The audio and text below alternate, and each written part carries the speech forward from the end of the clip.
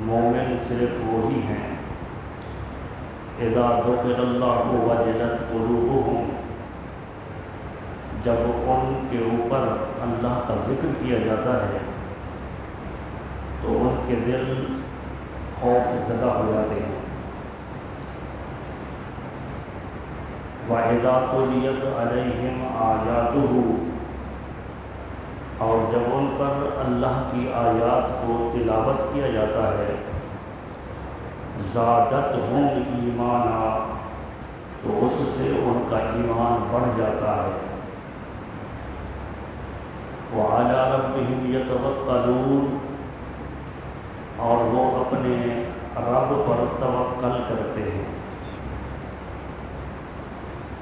یہ ہے آیت کریمہ سورہ انفال کی آیت نمبر 2۔ دوسری آیت کریمہ ہے سورہ انفال کی، جس میں کلمہ حسر کے ساتھ وَإِنَّمَا، اور بے شک وہی، المومنون، مومن بے شک وہی ہیں،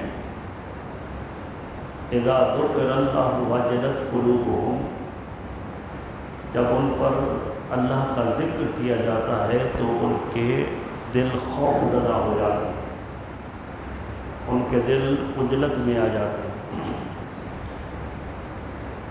مومن کی یہ علامت بتائی گئی ہے کہ اللہ رب العزت کے خوف و خشیت کا وہ اپنے دل کے اندر اس قدر خوف و خشیت رکھتے ہیں کہ اللہ کا نام پڑھنے پر یا سننے پر، یہاں پڑھنے کی بات نہیں ہے، ذکر اللہ، جب ذکر کیا جاتا ہے ان پر، ذکر کرنے والا کوئی اور ہوتا ہے، ذاکر کوئی، سنتے ہیں وہ، تو ان کے دل عجلت میں آ جاتے ہیں۔ ایمان کوئی سستی چیز نہیں ہے۔ رسول اللہ صلی اللہ علیہ وسلم نے ایک صحابی سے پوچھا کہ کیف اصبحت، کہ تو نے صبح کیسے کی ہے؟ اس نے کہا کہ میں نے صبح اس حالت میں کی ہے کہ میں مومن تھا۔ حضور علیہ السلام نے فرمایا فانظر ماذا تقول، سوچ کر بتا کہ تو کیا کہہ رہا ہے۔ صبح اس حالت میں کی کہ میں مومن تھا، حضور نے فرمایا کہ سوچ کر بتا کہ کیا کہہ رہا ہے۔ تو اس نے کہا کہ یا رسول اللہ، میں رات کے وقت اللہ رب العزت کی بارگاہ میں سر بسجود ہوتا ہوں ساری رات، اور دل کو پیاسا رہتا ہوں۔ تو حضور علیہ السلام رازدان تھے، حضور نے فرمایا ہاں تو نے ایمان کی چاشنی کو پا لیا ہے۔ رات میں اللہ رب العزت کی عزت کی عبادت و ریاضت، اور صبح پیاس کس چیز کی؟ پانی کی نہیں، وہ رات کی جو ملاقاتیں ہوئی تھیں، جو چاشنی وہ عبادت دے گئی تھی، اسی میں پیاسا رہتا ہوں۔ دیکھیں کہ حضور نے، جب ہم تو کہتے ہیں کہ ہم مومن ہیں، مسلمان ہیں، صحابی رسول کہہ رہا ہے کہ میرے آقا نے جب فرمایا کہ کیف اصبحت، تو نے صبح کیسے کی، تو صحابی رسول کہہ رہا ہے کہ اصبحت مومنا، میں نے اس حالت میں صبح کی کہ مومن تھا۔ حضور نے فرمایا فانظر ماذا تقول، کیا کہہ رہا ہے، سوچ کر بتا تو کیا کہہ رہا ہے۔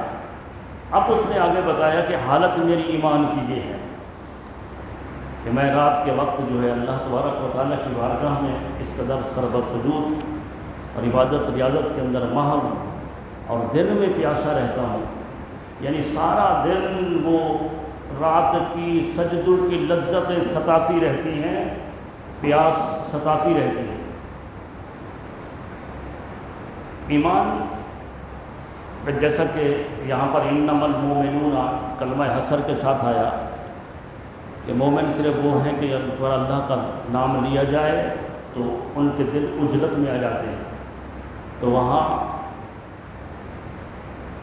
متقین کی علامت بیان کی گئی سورہ بقرہ میں، تو وہاں ایمان جو ہے وہ غیب کا نام دیا گیا کہ وہ غیب پر ایمان رکھتے ہیں. اس وجہ سے حضور علیہ السلام نے فرمایا کہ طوبیٰ لمن رعانی و آمن بی، مبارکباد کا حقدار ہے وہ شخص جس نے مجھے دیکھا اور مجھ پر ایمان لے آیا. صحابہ کرام کی شان کتنا بلند ہے، حضور کا دیدار کرتے تھے. یہ نماز جو آپ مجھ جیسے بے عمل انسان کے پیچھے پڑھتے ہیں، صحابہ کی شان یہ تھی کہ وہ حضور کے پیچھے پڑھتے تھے. جو آپ ایک قاری قرآن جو بہترین قرآن پڑھے، آپ عش کر اٹھتے ہیں، واہ کیا لہجہ ہے، کیا اللہ نے آواز دی ہے.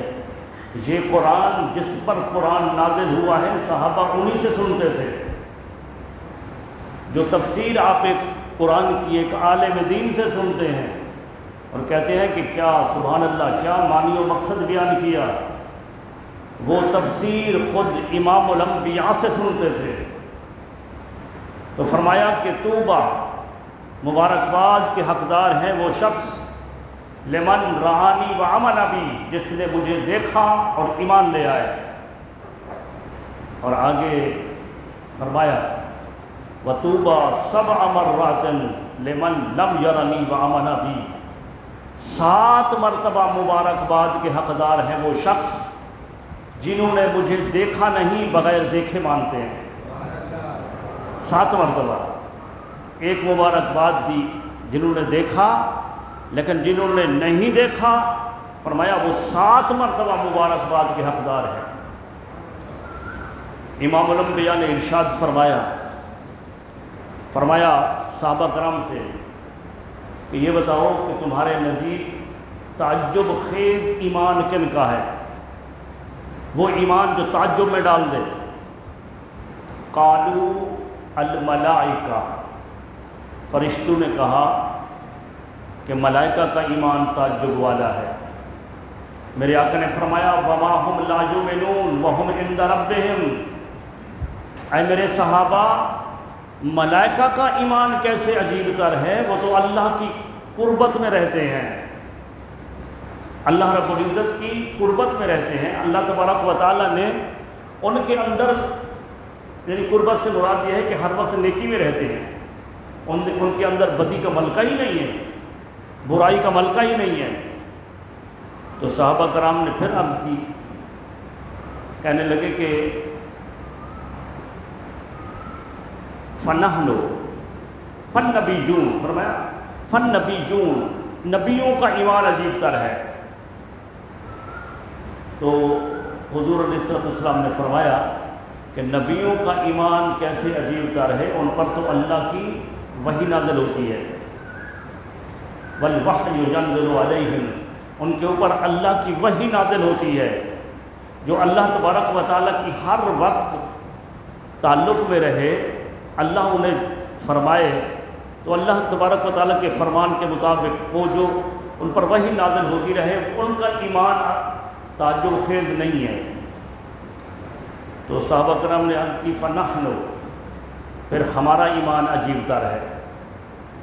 میرے آقا نے فرمایا وما لہم لا تؤمنون وانا اظہر بینکم، اے میرے صحابہ تمہارا ایمان کیسے عجیب تر ہے، میں تمہارے درمیان میں موجود ہوں، تمہارے درمیان میں موجود ہوں. جس نبی کو دیکھتے ہو کہ آسمان پر کھڑے ہوئے چاند کی طرف انگلی سے اشارہ کرتا ہے، انگلی کے اشارے سے چاند 2 ٹکڑے ہو جاتا ہے. جس نبی کو دیکھتے ہو کہ وہ درختوں کو قریب سے گزرتا ہے تو درخت کلمہ شہادت پڑھنا شروع کر دیتے ہیں. جس نبی کو دیکھتے ہو کہ ان کے پاس جانور آ کر کلمہ پڑھتے ہیں، جانور آ کر گفتگو کرتے ہیں، جو سب کچھ دیکھ کر ایمان لائے تو ان کا ایمان کیسے عجیب تر ہے. تو صحابہ کرام نے عرض کی یا رسول اللہ آپ ہی بتا دیجئے بس. آپ بتا دیجیے کہ ایمان کن کا عجیب تر ہے، قربان نہ جائیں ہم اور کچھ جستجو بھی کریں اپنی یہ منزل، یہ عظمت اپنی دیکھ کر کچھ جستجو بھی کریں۔ میرے آقا نے فرمایا سنو، تم تمام میں سے ہر جتنے انبیاء کرام، ملائکہ، تم تمام میں سے عجیب تر ایمان، تعجب میں ڈالنے والا ایمان ان لوگوں کا ہے جو تمہارے بعد آئیں گے، جنہوں نے مجھے دیکھا نہیں ہوگا، ان کے ہاتھ میں کتاب ہوگی قرآن، وہ قرآن پڑھیں گے اور مجھ پر قربان جائیں گے، قرآن پڑھ کر مجھ پر ایمان لائیں گے۔ تو یہ جہت ایک بتائی، فرمایا کہ ان کا ایمان یہ ہوگا کہ وہ کہیں گے کہ ہمارا مال بھی چلا جائے، لو رعانی بے مال ہی و اہل ہی، کاش یا رسول اللہ ہمارا مال بھی چلا جائے، ہماری اہل بھی چلی جائے، لیکن اس کے عوض میں یا اللہ یا رسول اللہ یا رسول اللہ لو رعانی، مجھے دیکھنا چاہیں گے اپنے مال اور جان کے عوض، مال بھی چلی جائے، جان بھی چلی جائے، لیکن مکھڑا مصطفیٰ سامنے آئے۔ ایک ایمان کی جہت یہ بیان کی، یہ ایمان ہے۔ اور یہاں پر فرمایا سورہ انفال میں کہ انما المؤمنون الذین اذا ذکر اللہ وجلت قلوبهم، بے شک مومن وہی ہیں کہ جب ان کے سامنے اللہ کا نام لیا جاتا ہے تو دل اجلت میں آ جاتا ہے۔ آج ہماری کیفیت یہ ہے، اللہ رب العزت کا خوف، اللہ رب العزت خوف دو چیزوں کی وجہ سے ہوتا ہے۔ خوف دو طرح کا ہوتا ہے، ایک ہوتا ہے ہم جیسے لوگوں کا، ہم اللہ کا خوف رکھتے ہیں اللہ کے عذاب کی وجہ سے، گناہوں کی وجہ سے گناہ کرتے ہیں، اور جب گناہ کرتے ہیں تو پھر خوف آتا ہے کہ ہم نے تو سن رکھا ہے قرآن و حدیث میں کہ جو گناہ گار ہے، گناہ کرتا ہے تو سزا دی جائے گی، تو پھر اللہ کا خوف آتا ہے۔ لیکن جو اللہ کے مقرب بندے ہیں، انبیاء کرام تو ویسے گناہوں سے معصوم ہیں نا، انبیاء کرام کے اندر جتنا خوف ہے اتنا ان کی امتوں میں نہیں ہے۔ حضور علیہ السلام خود فرماتے ہیں سب سے زیادہ اللہ کا خوف ڈر رکھنے والا میں ہوں، یہاں تک کہ اماں عائشہ صدیقہ فرماتی ہیں کہ رسول اللہ صلی اللہ علیہ وسلم ہمارے درمیان میں موجود ہوتے، ہمارے ساتھ محو گفتگو ہوتے، ادھر سے منارہ اذان سے اللہ اکبر کی صدا بلند ہوتی، امام الانبیاء صلی اللہ علیہ وسلم اللہ کا نام سن کر آپ کا خشیت الہی کا یہ عالم ہو جاتا کہ آپ کا رنگ پیلا پڑ جاتا، آپ کا چہرہ رنگ اتنا پیلا پڑتا، اماں عائشہ صدیقہ فرما سکتی ہیں کہ آپ پہچانے نہ جاتے کہ آپ امام الانبیاء ہیں۔ خشیت خوف الہی کا یہ عالم تھا۔ تو آپ صلی اللہ علیہ وسلم خود فرماتے ہیں، کئی حدیث پاک میں ہے کہ آپ فرماتے ہیں کہ میں سب سے زیادہ اللہ تبارک و تعالیٰ کی بارگاہ میں اللہ سے ڈرتا ہوں۔ تو جو انبیاء کرام متقین اور پرہیزگار اعلیٰ درجے کے لوگ ہیں، وہ ڈرتے ہیں اللہ کے جلال کی وجہ سے، اللہ کی بزرگی کی وجہ سے، اللہ کے کمال کی وجہ سے، کہ وہ کتنا جلال والا ہے، کتنا کمال والا ہے، کتنا عزت والا ہے۔ تو اللہ تبارک و تعالی ہمیں بھی اگر کوئی گناہ کرنے پر خوف آ جائے تو اس کو بھی غنیمت سمجھنا چاہیے۔ لیکن آج کل تو یہ بھی ہمارے ہاں نہیں ہے نا، ہم گناہ بھی کرتے ہیں اور پھر اس گناہ کی تشہیر بھی کرتے ہیں، اور پھر ہمیں ملال بھی نہیں ہوتا۔ اس کی وجہ یہ ہے کہ ہمارے دل سیاہ ہو گئے، ہمارے دل پتھروں کی طرح سخت ہو گئے۔ وہ جو قرآن میں اللہ نے فرمایا ثم قست قلوبکم من بعد ذلک، اے لوگوں تمہارے دل سخت ہو گئے ہیں، فہی کالحجارہ، پتھروں کی طرح سخت ہو گئے، او اشد قسوہ، بلکہ سختی میں پتھروں سے بھی بڑھ گئے، وَإِنَّ مِنَ الْحِجَارَةِ لَمَا يَتَفَجَّرُ مِنْهُ الْأَنْهَارُ، میرے کچھ پتھر ایسے ہیں جن سے نہریں نکلتی ہیں تو پتھر لیکن نہریں نکلتی ہیں۔ لیکن تمہارے دل تو ایسے نہیں ہوئے جن سے معرفت کی نہریں نکلتی اور ویران دلوں کو آباد کر جاتی۔ اللہ نے فرمایا میری دوسرے قسم کے پتھر ہیں، وَإِنَّ مِنْهَا، دوسرے قسم کے پتھر ہیں کہ وہ پھٹ جاتے ہیں، فَيَخْرُجُ مِنْهُ الْمَاءُ، اس سے پانی نکل آتا ہے، وہ تالاب کی شکل اختیار کر لیتے ہیں۔ اگر وہ دور دراز کے علاقے تک جا کر بنجر زمین کو سیراب نہیں کرتے تو کم از کم اس مقام پر کوئی پیاسا گزرتا ہے تو وہ اپنی پیاس بجھا لیتا ہے، چرند پرند اپنی پیاس کو بجھا لیتے ہیں، لیکن ہمارے دل تو ایسے نہیں ہوئے۔ اللہ نے فرمایا وَإِنَّ مِنْهَا لَمَا يَهْبِطُ مِنْ خَشْيَةِ اللَّهِ، میرے پتھروں میں سے تیسرے قسم کے پتھر وہ ہیں جو جن سے نہریں تو نہیں نکلتی، جو تالاب کی شکل تو اختیار نہیں کرتے لیکن میری خشیت سے گر جاتے ہیں پتھر، لیکن گر جاتے ہیں اللہ کی خشیت سے۔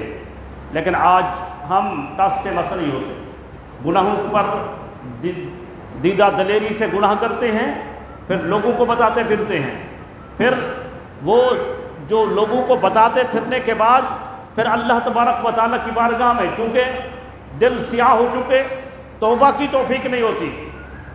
وہ شیطان ایک گناہ بندہ کرتا ہے نا تو شیطان جو ہے اس کے دل پر ایک نقطہ کالا سیاہ نقطہ لگا دیتا ہے۔ ہمارے دل تو پھر ایسے ہو کر پھر وہ سارے کے سارے جو ہے سیاہ ہو چکے ہیں، نقطے لگ کر نا سیاہ ہو چکے ہیں۔ اس وجہ سے برائی اچھائی کی تمیز نہیں رہی۔ تو اللہ تبارک و تعالیٰ کا ذکر، حضور صلی اللہ علیہ وآلہ وسلم اگر لفظ اللہ سنے تو اللہ تبارک و تعالیٰ کی خشیت، امام الانبیاء صلی اللہ علیہ وسلم کی حالت یہ ہو جائے کہ آپ کا رنگ پیلا پڑ جائے۔ حضرت ابوبکر صدیق فرماتے ہیں کاش میں ایک دن کا ہوتا تاکہ آخرت کے دن مجھ سے باز پرس نہ ہوتی۔ کوئی کہتے میں گھاس بھوس ہوتا مجھے جانور کھا جاتے، کوئی صحابی کہتا ہے کہ میں ایک میڈھا ہوتا ذبح کر کے لوگوں تک گوشت تقسیم کر دیا جاتا، آخرت میں باز پرس نہ ہوتی۔ یہ وہ نفوس قدسیہ ہیں جن کا عمل اعلیٰ مقام پر تھا۔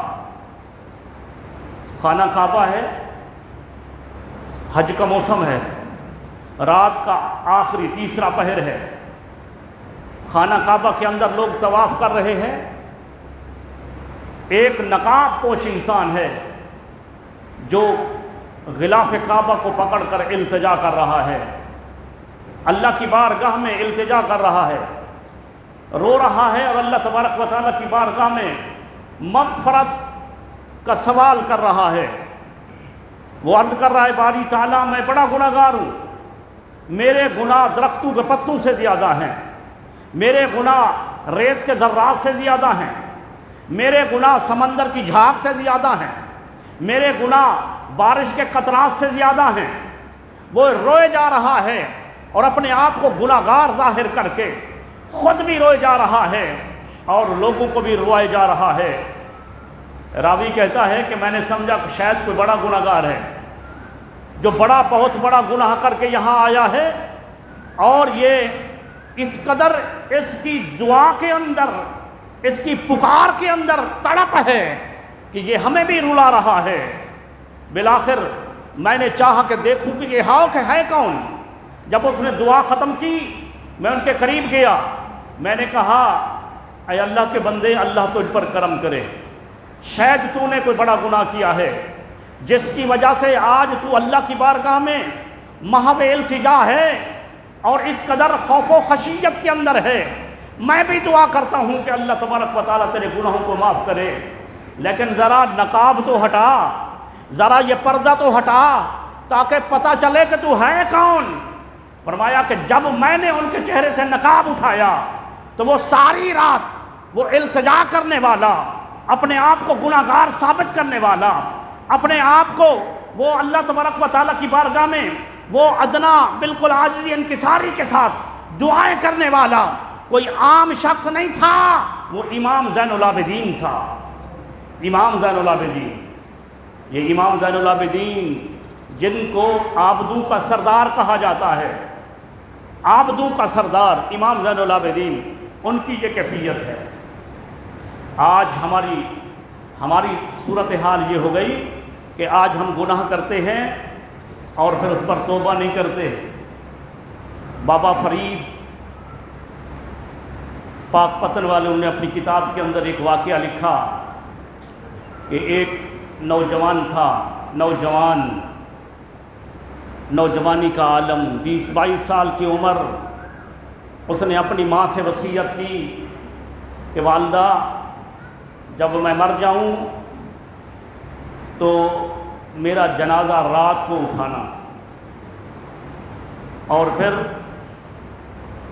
جنازے سے پہلے جب لوگ نہ آئے ہوں میرے پاؤں میں رسی ڈالنا اور کمرے کے کونوں کے اندر ادھر اس کونے سے اس کونے میں گھسیٹنا اور کہنا کہ اللہ کے نافرمان کا یہ انجام ہوتا ہے، اور پھر میرا جنازہ رات کو لے جانا۔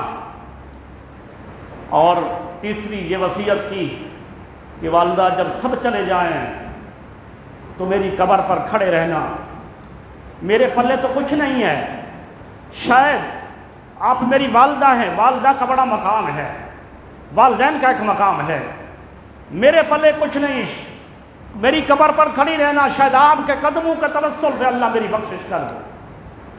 بس یہ اس نوجوان نے یہ وصیت کی۔ نوجوانوں، آج ہماری جوانیاں کس نہج پر چل پڑی؟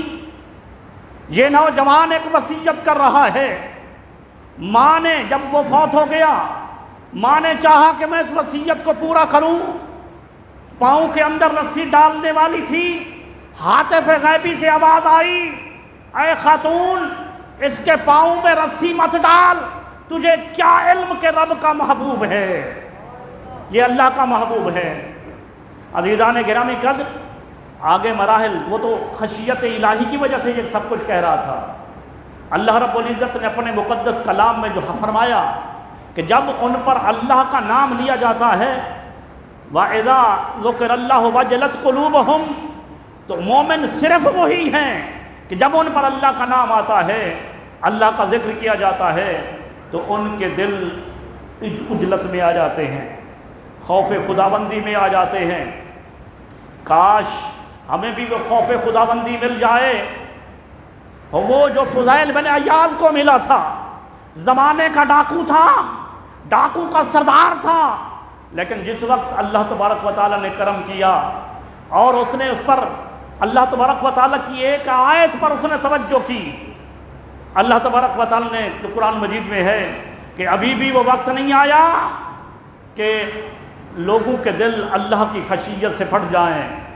جب یہ اس نے ہاتف غیبی سے یا کسی قاری گزرنے والے سے آواز سنی، وہ تھا تو وقت کا ڈاکو، لیکن اللہ تبارک و تعالیٰ کی بارگاہ میں جب پلٹ کر آیا تو رب کائنات نے اسے وقت کا ولی بنا دیا، وقت کا ولی بنا دیا۔ عزیزان گرامی قدر، یہ عظیم لمحات ہم سے جدا ہو رہے ہیں، یہ رمضان المبارک کا مہینہ ہم سے جدا ہو رہا ہے، جس میں شیاطین پابند سلاسل تھے۔ ہماری حالت یہ تھی کہ اس کے اندر بھی ہم کما حق عبادت نہیں کر سکے، اس مہینے کے اندر بھی ہم رب کو راضی نہیں کر سکے، اس مہینے جس کے اندر جنت کے دروازے کھلے تھے، جس کے جہنم کے دروازے بند تھے، اس مہینے کے اندر بھی ہم گناہ کرتے رہے۔ اور جب یہ مہینہ چند لمحات کے بعد چلا جائے گا، ہماری مسجدیں ویران ہو جائیں گی۔ یہ جو مساجد میں آپ دیکھتے ہیں ابھی، یہ آخر تک صفیں بنتی ہیں، یہ غیر رمضان کے اندر آپ کو یہاں ایک صف نظر آئے گی، 1.5 صف نظر آئے گی۔ ہم پر شیاطین کا حملہ ہوگا، ہم دوبارہ اسی نہج پر پلٹ جائیں گے، ہم سے سب وہ کرتوت ہوں گے، سارے گناہ ہوں گے۔ ارے یہ عظمت والے مہینے کی ہم قدر نہ کر سکے، اس مقدس مہینے کے اندر بھی ہم گناہوں پر دلیر رہے۔ وجہ یہ تھی کہ ہم نے 11 مہینوں کے اندر اپنے نفس کو شیطان کا ساتھی بنا لیا تھا۔ شیطان تو حضور نے حق فرمایا وَسُلْسِلَةِ الشَّيَاطِينَ، شیاطین تو پابند سلاسل تھے، لیکن چونکہ ہمارے دل سیاہ ہو چکے تھے، جس کی وجہ سے یہ سب کچھ ہوتا رہا، لیکن پھر بھی کچھ عبادت کرتے رہے، دکھاوے کے صحیح تب بھی روزے رکھتے رہے، وہ عبادت و ریاضت نماز وغیرہ وہ مکمل کامل نہ صحیح تب بھی آتے رہے، کرتے رہے۔ لیکن عزیزان گرامی قدر، یہ اللہ تبارک و تعالیٰ کا مقدس مہمان ہم سے جدا ہونے والا ہے، جدا ہونے والا ہے۔ اس ماہ مقدس کے اندر تراویح کی صورت میں ہم نے قرآن سنا۔ قرآن مجید کی اس آیت کی دوسرے حصے پر توجہ کیجئے۔ رب کائنات نے فرمایا وَإِذَا تُلِيَتْ عَلَيْهِمْ آيَاتُهُ زَادَتْهُمْ ایمانا، جب میرے بندوں پر اللہ کی آیات کی تلاوت کی جاتی ہے، زادتہم ایمانا، اللہ کی تلاوت سے ان کے ایمان زیادہ ہو جاتے ہیں۔ ارے ہمارے دل، ہمارے ایمان، ہم تو پچھلے سالوں سے تجربہ کر چکے۔ میری عمر 45-46 سال ہو چکی، میرے ساتھ تو یہی بیتتا ہے۔ رمضان جاتا ہے تو مشاغل میں مبتلا ہو جاتے ہیں، جبکہ پورے رمضان کے اندر 27 روزہ تراویح سنی تھی، قرآن ہم پر تلاوت ہوتا رہا، قرآن ہم پڑھتے رہے، وہ قرآن مجید خود بھی تلاوت کرتے رہے، قرآن سنتے بھی رہے۔ لیکن عزیزان گرامی قدر، اللہ تبارک و تعالیٰ نے تو فرمایا انما المؤمنون الذین اذا ذکر اللہ وجلت قلوبہم، بے شک صرف مومن صرف وہی ہیں جب ان پر اللہ کا ذکر کیا جاتا ہے تو ان کے دل کے اندر خشیت آ جاتی ہے۔ وَإِذَا تُلِيَتْ عَلَيْهِمْ آيَاتُهُ، اور جب ان پر اللہ کی آیات کو تلاوت کیا جاتا ہے، زَادَتْهُمْ ایمانا، ان کے ایمان بڑھ جاتے ہیں۔ تو کیا خیال ہے رمضان میں جب مساجد ہماری بھری ہوں اور ہمارے ایمان قرآن کی تلاوت سے ہمارے ایمان بڑھ جائیں تو دیگر 11 مہینوں کے اندر بھی ہمیں مسجدیں ویران نظر نہیں آنی چاہیے، دیگر 11 مہینوں کے اندر بھی ہمیں مسجد کی طرف رجوع کرنا چاہیے۔ ایمان اگر بڑھ گیا تو وہ برائیاں جو ہمارے اندر تھیں وہ ساری کی ساری برائیاں ختم ہو جانی چاہیے۔ لیکن عزیزان گرامی قدر، اس ماہ مقدس کے اندر تو ہمیں مسجد ویران نظر آتی ہے، ہمیں پیشانیاں ویران، سجدوں کے نور سے ویران نظر آتی ہیں۔ تو عزیزان گرامی قدر، سوچئے اللہ کے کلام پر، اللہ تبارک و تعالیٰ کے کلام کو سنیے اور اس پر عمل کیجئے، اور آئندہ مہینوں کے لیے اپنے آپ کو اللہ کی عبادت کے لیے تیار کیجئے، اللہ تبارک و تعالیٰ کی عبادت اور ریاضت کیجئے۔ اللہ تبارک و تعالیٰ، اللہ رب العزت کی بارگاہ میں جب رجوع کریں گے، اللہ تبارک و تعالیٰ غفور الرحیم ہے، وہ ہمارے گناہوں کو بھی بخش دے گا۔ یہ وہ مہینہ تھا جس میں اللہ کے پیارے حبیب نے فرمایا کہ من صام رمضان ایمانا و احتسابا غفر لہ ما تقدم من ذنبی، جس نے ایمان کے ساتھ اور احتساب کے ساتھ رمضان کا روزہ رکھا، اللہ نے اس کے سارے گناہ معاف کر دیے، اللہ نے سارے گناہ معاف کر دیے۔ اور جس نے قیام کیا ایمان اور احتساب کے ساتھ، من قام رمضان ایمانا و احتسابا غفر لہ ما تقدم من ذنبی، اللہ نے سارے گناہ معاف کر دیے۔ من قام لیلۃ القدر ایمانا و احتسابا غفر لہ ما تقدم من ذنبی، جس نے لیلۃ القدر کی رات قیام کیا ایمان اور احتساب کے ساتھ، اللہ نے ان کے سارے گناہ معاف کر دیے۔ یہ وہ مقدس مہینہ جو ہم سے رخصت ہونے والا ہے، رخصت ہونے والا ہے ہم سے، جس کی عظمت یہ تھی کہ حضور علیہ الصلوۃ والسلام نے فرمایا کہ فرحۃ للصائم فرحتان، روزے دار کے لیے 2 خوشیاں ہیں۔ خوش قسمت ہے وہ روزے دار جنہوں نے روزے کو روزہ سمجھ کر رکھا اور روزے کی پاسداری کی۔ سنیے، خوشی سنیے، فرمایا للصائم فرحتان، روزے دار کے لیے 2 خوشیاں، فرحۃ عند فطرہ، فرحۃ عند لقاء ربہ، ایک خوشی افطار کے وقت، دوسری خوشی اللہ سے ملاقات کے وقت۔ اللہ رب العزت نے جنت کے 8 دروازے بنائے ہیں اور ان دروازوں کے نام اللہ تبارک و تعالیٰ نے ارشاد فرمائے ہیں۔ ہر دروازے کا ایک نام ہے، باب الصلاۃ بھی ہے، باب صدقہ بھی ہے، لیکن جو رمضان روزے رکھنے والوں کا دروازہ ہے، جہاں سے روزے دار جائیں گے، اس کا نام باب الصیام نہیں ہے، بلکہ اس کا نام باب الریان ہے۔ باب الریان، سرابی والا دروازہ، سرابی والا، سراب کرنے والا دروازہ۔ ارے کس چیز کی سرابی؟ کیا شربت کی سرابی؟ کیا پانی پلایا جائے گا؟ نہیں نہیں، اس دروازے سے جب روزہ دار گزر کر جائیں گے تو آگے اللہ فرشتوں سے فرمائے گا انہوں نے میری خاطر روزہ رکھا، میری خاطر، میری رضا کی خاطر بھوک پیاس کو برداشت کیا، اے فرشتوں آج میرے اور ان کے درمیان پردے ہٹا دو، تو روزے دار براہ راست اللہ تبارک و تعالیٰ کا دیدار کر رہے ہوں گے، اللہ کا دیدار کر رہے ہوں گے۔ آیت کی آخری حصے کو پر گفتگو کرتا ہوں، اپنی بات کو ختم کرتا ہوں۔ آخری اللہ رب العزت نے فرمایا وَعَلَىٰ رَبِّهِمْ يَتَوَكَّلُونَ، یہ سورہ انفال ہے، آیت نمبر 2 ہے۔ 3 چیزیں ارشاد فرمائیں مومن کے لیے، اِنَّمَا الْمُؤْمِنُونَ الَّذِينَ اِذَا ذُكِرَ اللَّهُ وَجِلَتْ قُلُوبُهُمْ، پہلی بات کہ جب مومن صرف وہ ہیں جن پر اللہ کا نام لیا جاتا ہے تو ان کے دل خشیت میں آ جاتے ہیں۔ دوسری بات وَإِذَا تُلِيَتْ عَلَيْهِمْ آيَاتُهُ، جب ان پر اللہ کی آیات کو تلاوت کیا جاتا ہے، زادتہم ایمانا، تو اس سے ان کے ایمان بڑھ جاتے ہیں۔ تیسری بات وَعَلَىٰ رَبِّهِمْ يَتَوَكَّلُونَ، اور وہ مومن وہ ہے کہ جو اللہ کی ذات پر توکل رکھتے ہیں۔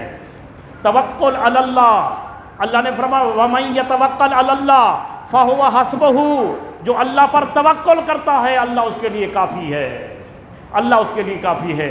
وقت چونکہ ختم ہو گیا، ایک حدیث آپ احباب کے سامنے رکھ رہا ہوں، مسلم شریف کی حدیث ہے، آخری جلد کے اندر حضور علیہ السلام نے فرمایا کہ سابقہ امتوں میں ایک بادشاہ تھا، اور بادشاہ کا ایک جادوگر تھا۔ جادوگر جو ہے وہ مرنے لگا، موت کا وقت قریب آیا، بادشاہ سے کہنے لگا بادشاہ سلامت، میرا وقت قریب ہے، میں مر جاؤں گا تو آپ کے پاس کوئی جادوگر نہیں ہوگا، آپ مجھے کوئی لڑکا دے دیں تاکہ اسے جادو سکھا دوں۔ تو ایک لڑکے کو اس کے لیے چنا گیا جادو سیکھنے کے لیے، لیکن وہ جب لڑکا گھر سے نکلتا تھا راستے میں ایک راہب تھا۔ جیسے آج امت مصطفیٰ میں اللہ تبارک و تعالیٰ کو یاد کرنے والے، اللہ تبارک و تعالیٰ کی کما کو عبادت کرنے والے، ان کو ہم ولی کہتے ہیں۔ اسی طرح سابقہ امتوں کے اندر جو اللہ کے ولی ہوتے تھے انہیں راہب کہا جاتا تھا۔ ایک راہب کی کٹیا تھی، وہ راستے میں پڑتی تھی، وہ بندہ، وہ نوجوان جب گھر سے چلتا تھا ایک دن وہ راہب کے پاس بیٹھ گیا، راہب کی باتیں سنی، بڑی بھلی لگی، ان کا جی چاہتا تھا کہ میں راہب کی باتیں سنوں، لیکن جس وقت وہ گیا وہ بادشاہ کے پاس، وہ جادوگر جو بادشاہ کا تھا اس کے پاس گیا تو اس نے وجہ پوچھی کہ تم دیر سے کیوں آئے ہو، تم دیر سے کیوں آئے ہو؟ انہوں نے کہا دیر ہو گئی، پھر دوسرے دن دیر ہو گئی، اسی طرح سے وہ غصہ کرتا تھا کہ تم دیر سے آتے ہو، لیکن وہ راہب کے پاس بیٹھ جاتا تھا، راہب کے پاس بیٹھ جاتا تھا۔ ایک دفعہ ایسا ہوا کہ اس ایک شہر کے اندر اس بادشاہ کا جو جہاں پر بادشاہی تھی محل تھا، وہاں ایک شیر آ کر بیٹھ گیا چوراہے کے اندر۔ اس نوجوان نے سوچا کہ آج میں آزماتا ہوں کہ یہ اللہ کی بارگاہ میں قدر و منزلت اس راہب کی زیادہ ہے یا جادوگر کی زیادہ ہے۔ تو اس نے ایک پتھر اٹھایا، چھوٹا سا پتھر اٹھایا، اور وہ پتھر اٹھا کر اس نے کہا کہ باری تعالیٰ اگر تیری بارگاہ کے اندر اس راہب کی قدر و منزلت جادوگر سے زیادہ ہے تو یہ پتھر میں شیر کو مار رہا ہوں، تو اس کو قتل کر دے۔ یہ کہا کہ اگر زیادہ ہے اس کی منزلت راہب کی، اس نے چھوٹا سا پتھر اس شیر کو مارا، شیر کو لگا، شیر قتل ہو گیا، شیر مر گیا، لوگوں کا راستہ کھل گیا، آنا جانا آسان ہو گیا۔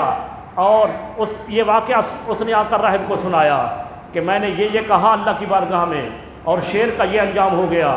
اس راہب نے کہا اللہ تبارک و تعالیٰ نے تمہیں ایک عظمت دی ہے، آج تو جس مقام پر ہے تیرا مقام مجھ سے بھی بڑھ گیا ہے، لیکن غور سے سن، تمہیں آزمایا جائے گا، جب آزمایا جائے تو میرا نام نہیں بتانا۔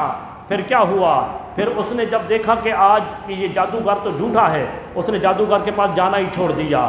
اس نے تنہا بیٹھ کر وہ اللہ اللہ کرنے لگا، لوگ آتے تھے شفا یاب ہو جاتے تھے، یہاں تک کہ وہ جو عیسیٰ علیہ السلام کی جو معجزات اللہ نے قرآن میں بیان کیے، کوڑھی کو شفا دینے والا، مادرزاد نبینے کو شفا دینے والا، اللہ تبارک و تعالیٰ کے کرم سے وہ نوجوان بھی اگر برس کی بیماری والے آتے تو ان پر ہاتھ پیر سے شفا یاب ہو جاتے، نبینے آتے تو بینا ہو کر جاتے، جو کسی مرض والا آتا وہ شفا یاب ہو کر جاتا۔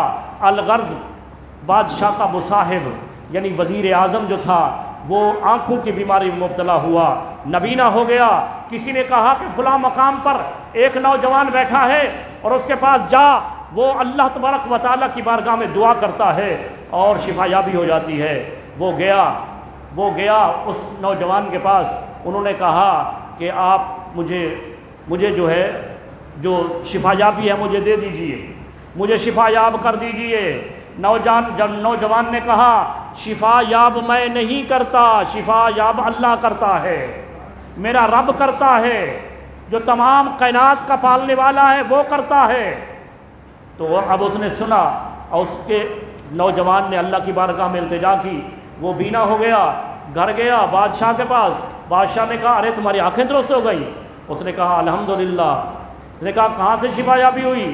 اس نے کہا میرے رب نے مجھے شفا دی ہے۔ اس نے کہا اچھا میرے علاوہ بھی تمہارا رب ہے؟ بادشاہ وہ تھا جو خود اپنے آپ کو سجدے کراتا تھا، اپنے آپ کو معبود کہلواتا تھا۔ اس نے کہا میرے سوا بھی تمہارا رب؟ اس نے کہا ہاں میرا رب وہ ہے جو تمام کائنات کا رب ہے، میرا رب وہ ہے جو تیرا بھی رب ہے۔ اس نے اس کو مارا پیٹا کہ کہاں سیکھ کر آ گئے ہو، بہت مارا پیٹا، لیکن اس نے اس لڑکے کا نام بتا دیا۔ بادشاہ نے کرندے بھیجے، لڑکے کو اٹھا لیا۔ جب لڑکے کو اٹھایا اس نے کہا یہ کہاں سے سیکھا؟ تمہارا جادو اتنا بڑا ہو گیا؟ سب پہچان لیا بادشاہ نے، اتنا جادو کام کر گیا تو تم شفا یابی کر رہے ہو؟ اس نے کہا بادشاہ سلامت میں شفا یابی نہیں دیتا، میرا رب شفا یاب کرتا ہے، وہ جو تمام کائنات کا خالق و مالک ہے۔ اس نے کہا اچھا میرے سوا کو اور رب کو مانتے ہو؟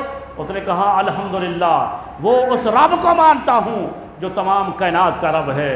اس نے اس کو مارا پیٹا، بہت اذیت دی، یہاں تک کہ اس نے اپنے استاد و راہب کا راستہ بتا دیا، اس کو بھی اٹھوا لیا گیا۔ اب تینوں پر تشدد ہو رہا ہے، مار پیٹ رہا ہے کہ میرے سوا تم رب مانتے ہو۔ تو الغرض ان تمام کے سامنے سب سے پہلے آرا لے کر اپنے مصاحب کے سر کو چیر لیا گیا تاکہ ان کو نصیحت ہو۔ کہنے لگے اب بھی جان مان جاؤ کہ میں تمہارا رب ہوں ورنہ تمہارا حشر بھی یہ ہوگا۔ انہوں نے کہا جان جاتی ہے تو جائے، لیکن اللہ تبارک و تعالیٰ کی بارگاہ میں اللہ وحدہ لا شریک ہے، اس کو وحدہ لا شریک ہی مانیں گے۔ بالآخر اس کے بعد وہ جو راہب تھا ان کے سر پر آرا رکھ کر چیر دیا گیا۔ اب نوجوان سے کہا دیکھی حالت تمہارے ساتھ بھی یہ ہوگا۔ اس نے کہا کوئی پرواہ نہیں ہے، اللہ کی بارگاہ میں جان دینے کو تیار ہوں، لیکن یہی مانتا ہوں کہ اللہ وحدہ لا شریک ہے۔ اس نے اپنے کرندوں سے کہا ایسا کرو اس کو آرے سے نہیں چیرتے، اس کو لے جاؤ او بلند پہاڑ پر، اوپر چوٹی پر لے جاؤ اور انہیں کہو نیچے دکھاؤ، نیچے کہ اگر تم نے مجھے بادشاہ کے متعلق اس نے مجھے رب نہ مانا تو پھر ان کو دھکا دے دیا جائے گا۔ بادشاہ کے کرندے لے کر پہاڑ پر پہنچے، پہاڑ کی چوٹی پر جب پہنچے نے کہا ہاں بتاؤ بادشاہ کو رب مانتے ہو یا نہیں مانتے؟ اس نے کہا نہیں، اللہ وحدہ لا شریک ہے۔ بس وہ گرانے والے تھے، اس لڑکے نے، اس اللہ کے ولی نے، اس نے اپنا تعلق اللہ سے جوڑا۔ باری تعالیٰ یہ تیری خاطر میرے ساتھ یہ سلوک کر رہے ہیں، ارے رب سنتا ہے، نحن اقرب الیہ من حبل الورید، وہ ہماری شاہرگ سے زیادہ قریب ہے۔ ہم تعلق تو پیدا کریں۔ اس نوجوان نے تعلق پیدا کیا، ادھر سے تعلق جوڑا، ادھر سے دعا کی، ادھر پہاڑ تھر تھرایا تو سارے کے سارے گر گئے اور نوجوان سلامت رہا۔ وہ سارے لڑکتے نیچے آ کر مر گئے، وہ نوجوان بالکل سلامت رہا، نیچے اترا، کہیں نہیں گیا میں نکل جاؤں بھاگ جاؤں، سیدھا بادشاہ کے پاس آیا۔ بادشاہ حیران کہاں گئے جو تمہیں لے گئے تھے؟ تو نے کہا سنو وہ سارے مر گئے ہیں، میرے رب نے مجھے بچا لیا ہے۔ اس کو بڑا غصہ آیا، اس نے پھر اور کرندوں کو بلایا، کہا کہ اس کو لے جاؤ کشتی میں سوار کرو اور سمندر کے بیچ کے اندر کافی دور لے جا کر جہاں گہرائی ہو وہاں جا کر اس کو وہاں، یا اگر مجھے نہ مانے رب تو اس کو وہاں نیچے گرا دینا۔ وہ لے گئے اور جب وہ وسط سمندر میں پہنچے تو پھر وہ کہنے لگے ہاں ہمارے بادشاہ کو رب مانتے ہو؟ تو انہوں نے کہا نہیں مانتا، میرا رب اللہ ہے، وہ وحدہ لا شریک ہے۔ تو عزیزان گرامی قدر پھر اس کو اٹھا کر گرانے والے تھے، اس نے پھر تعلق جوڑا اللہ کے ساتھ تعلق جوڑا۔ وہ کشتی ہچکولے کھانے لگی، ایسی ہچکولے کھائی کہ وہ کشتی کے اندر جو تھے سارے گر گئے، نوجوان محفوظ رہا۔ وہ نیچے اترا، کشتی کو کنارے لگا کر نیچے اترا، پھر بادشاہ کے پاس، بادشاہ سلامت میں آ گیا ہوں۔ ارے تم آ گئے، وہ جو تمہارے ساتھ تھے وہ کہاں گئے؟ سارے مر گئے، میرے رب نے مجھے بچا لیا ہے۔ اب سوچ رہا ہے بادشاہ کیا کروں، اس کو ماروں تو کیسے ماروں؟ نوجوان نے خود ہی کہہ دیا، اے بادشاہ اگر تو مجھے مارنا چاہتا ہے تو اپنے مرنے کا طریقہ خود بتاؤں گا، میرے کہنے کے مطابق تو مجھے مار، تجھے مارنے میں مزہ آئے گا، مجھے مرنے میں مزہ آئے گا جو میں کہوں۔ اس نے کہا کیسے مرے گا تو؟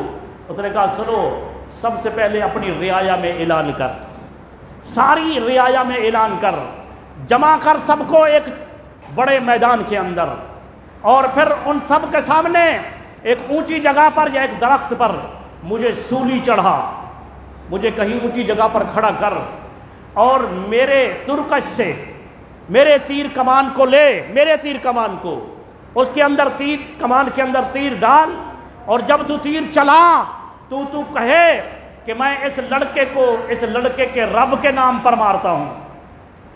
اگر یہ کہے گا تو مروں گا، ورنہ نہیں مروں گا۔ کیا کہے؟ تیر چلا، تیر چلاتے ہوئے تو کہے کہ میں اس لڑکے کو اس لڑکے کے رب کے نام پر مارتا ہوں، اور جب تو پھر تیر چلائے گا تو اس میں تو مارے گا، میں مر جاؤں گا، مجھے مرنے میں مزہ آ جائے گا۔ بالآخر اس نے ایسا کیا، اس نے سب کو جمع کیا کہ کسی طرح جان تو چھوٹے یہاں سے، تو یہ کون سی بات ہے کہ سب کو جمع کر کے یہ مر جائے گا، اس کے بعد نہ رہے گا بانس نہ بجے گی بانسری۔ اس نے سب کو جمع کیا، سب کو جمع کرنے کے بعد اس نے ایک اونچے مقام پر اس نوجوان کو کھڑا کیا، اور پھر اس کے بعد جو ہے تیر کمان میں ڈالا، اور یہی کہا کہ اس نوجوان کو میں اس نوجوان کے رب کے نام پر میں مارتا ہوں، تیر چلاتا ہوں۔ اس نے چلایا، ادھر وہ تیر چلا، ادھر کے کان پٹی پر لگا، تیر پار ہو گیا، نوجوان نے یہاں پر ہاتھ رکھا، اللہ کا نام لیا اور شہید ہو گیا۔ شہادت تو اس کی ہو گئی، لیکن جو سارا مجمع تھا، تمام بادشاہ کی رعایا تھی، انہوں نے سن لیا تھا کہ یہ نوجوان، اس کو پہاڑ پر لے گئے، اس کو نہیں مار سکے، سمندر میں لے گئے، نہیں مار سکے، توکل علی اللہ ایسا تھا، نہیں مار سکے، لیکن جب انہیں مارا تو کہا گیا اس لڑکے کے رب کے نام پر مارتے ہیں، تو کہنے لگے، سارے مجمع پکار اٹھا کہ وہ رب اتنا عظیم ہے، ہم بھی اس لڑکے کے رب پر ایمان رکھتے ہیں۔ وہ جو ایک ایک گھر میں جا کر تبلیغ کرتے ہیں نا کہ اللہ وحدہ لا شریک ہے، اس نوجوان نے جان تو دے دی، لیکن اتنا بڑی تبلیغ کر گیا، پورے کے پورے مجمع کو مسلمان کر گیا، مومن کر گیا۔ پھر سب کے سب جب مسلمان مومن ہو گئے وہ، تو پھر بادشاہ نے سب پر ظلم کرنے کے لیے خندق کھدوائی۔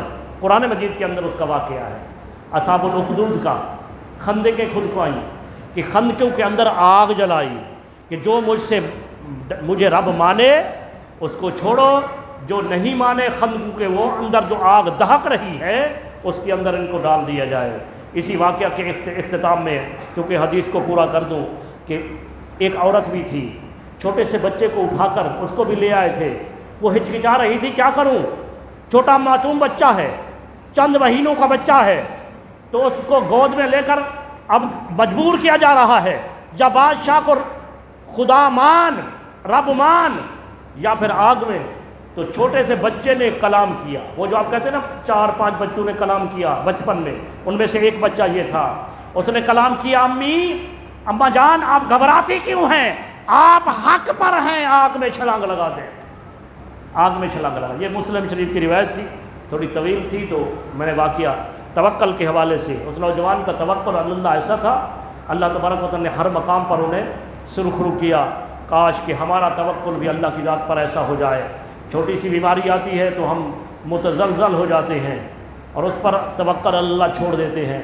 دوستو توکل اللہ، یہ رکھ توکل پنچھی اڑ دے تے لمیاں بن قطاراں، پنجابی کا شعر ہے، رکھ توکل پنچھی، یہ پرندے اللہ کے توکل پر تو اڑتے ہیں نا، یہ ہماری طرح رات کے وقت صبح کے کھانے کا اہتمام تو نہیں کرتے نا، جمع کر کے رکھیں، ہم تو سالوں کا جمع کر کے رکھتے ہیں، یعنی پرندوں کا توکل دیکھیے، یہ رات کو اللہ کی توکل پر سوتے ہیں، صبح اللہ کے توکل پر کھانا اللہ نے رزق عطا فرماتا ہے۔ اللہ تبارک و تعالی ہمیں عمل کی توفیق عطا فرمائے۔